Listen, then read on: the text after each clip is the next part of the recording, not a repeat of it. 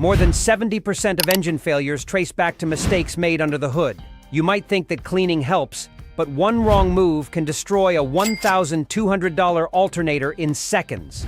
Here's what you should never do when cleaning your engine bay, and what to do instead. Stick with me, because I'll also share a bonus tip at the end that can completely change the way you clean. Let's jump in. Mistake number 1, cleaning with a hot engine. You'd be surprised how many people open the hood right after driving and start cleaning immediately. That's a huge mistake. Spraying cold water on hot metal is a recipe for disaster. Aluminum contracts quickly, and sudden cooling can cause cracks you won't notice until the damage is permanent. I've seen warped cylinder heads, split exhaust manifolds, and melted plastic covers, all because someone was too impatient to wait. And it's not just metal. A hot alternator or fuse box can draw moisture deep inside, which means blown fuses, shorts, or fried electronics the next time you start the car. Even degreasers react differently on hot surfaces.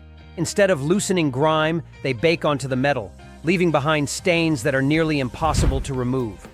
The safest approach: wait at least an hour for the engine to cool. Many professionals even let it sit overnight before deep cleaning. A little patience can save you thousands. Mistake number 2, spraying water directly onto the alternator. Let me emphasize this clearly. The alternator is not waterproof. It was never engineered to be. Its main function is to keep your battery charged, and to do that, it relies on open vents that allow constant airflow to keep it cool. When you aim a hose or pressure washer at it, all you're really doing is forcing water straight into a component that was never meant to handle it. I've personally seen alternators fail the very next day after someone washed their engine bay incorrectly.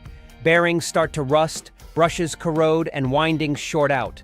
Once that happens, the warning light on your dash comes on, your car stops holding a charge, and suddenly you're stuck with a repair bill that could have been completely avoided. Now, some people might argue, well, I've sprayed mine before and nothing happened. Sure, maybe it survived once or twice, but moisture inside an alternator builds up slowly, and eventually it will take its toll. That's basically gambling with your car's charging system. It's like playing Russian roulette under the hood. Even automakers themselves warn against this exact mistake. If you absolutely need to clean near the alternator, take a minute to cover it properly with aluminum foil or a plastic bag. Keep water away from it, and you'll keep it working for years. But the alternator isn't the only electrical part people accidentally ruin with water. There's another area that's even easier to damage if you're careless. Mistake number 3, pressure washing electrical connectors. This is where many DIYers go wrong. They assume the connectors in their car are fully sealed, but most aren't anywhere near waterproof. At best, they're splash resistant. Hit them with a 1500 psi pressure washer and you're driving water deep inside. Once trapped, it doesn't just dry out, it turns into corrosion. That corrosion is a silent killer. It causes voltage drops, misfires, dead sensors, and a whole chain of problems you'll be chasing for months. I've seen cars come into my shop running rough with the check engine light on, and the culprit was just one connector half filled with green corrosion. The fix wasn't cleaning. It required replacing the entire wiring harness, which isn't cheap.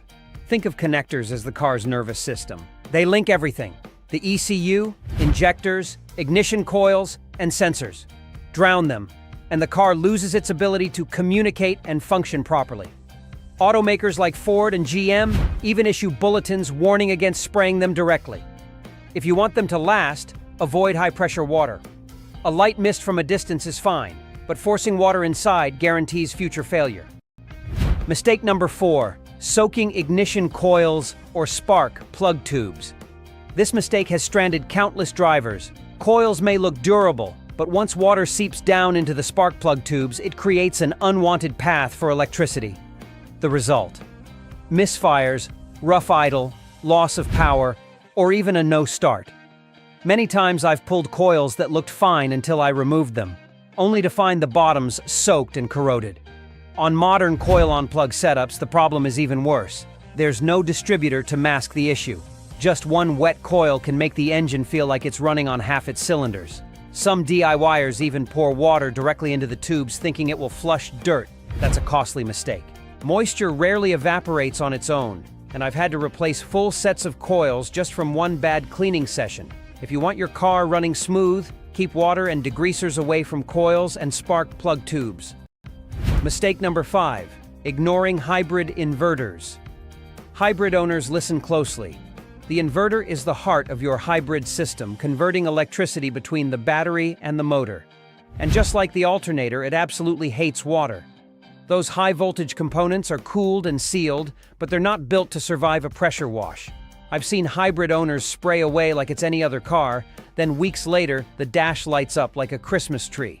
Diagnostics show moisture intrusion, and suddenly they're staring at a repair bill bigger than the car's value. Even Toyota and Honda issue strict warnings to keep water away from inverters.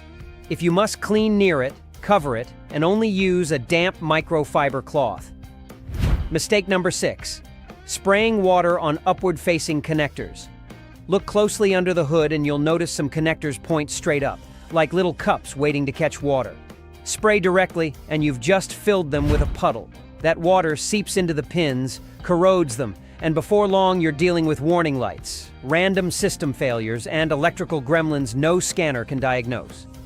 I've opened connectors that looked fine outside but were rusted inside. The fix is easy. Don't spray directly on them.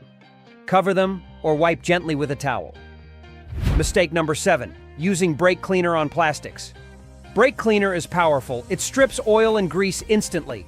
That's great for metal, but plastics and rubber don't stand a chance. Spray it under the hood, and plastic covers turn brittle, hoses swell, wire insulation crumbles. I've seen trim lose color and plastics chalk over time because someone used brake cleaner where it didn't belong. The right move is to stick with plastic-safe engine cleaners or all-purpose products like Griot's Garage Engine Bay Cleaner or Chemical Guy's All Clean Plus. They cut grime without destroying materials. Even WD-40 can often do the job better than harsh chemicals. Mistake number 8. Letting degreasers sit on plastics. Degreasers are made to cut grime, not to sit and bake. Leave them on plastic surfaces, and instead of cleaning, they stain, fade, or etch. The heat of the engine bay makes it worse. Residue bakes in, leaving permanent marks. I've seen intake covers turn chalky and rough, beyond repair. The fix. Spray lightly, agitate with a soft brush, and wipe or rinse quickly before it dries. Quick in, quick out. That's the secret to protecting plastic. Mistake number 9. Ignoring trapped water pockets. Water doesn't always drain away. It hides in wiring harnesses, coil packs, manifolds, and firewall corners. Hours later, that hidden moisture creeps into connectors, rusts bolts, or even causes misfires. I've pulled covers days after a wash only to find standing water pooled on top of plugs. That's when the gremlins start. The solution. After cleaning, always chase out hidden moisture with compressed air or a blower. That extra 5 minutes prevents days of problems.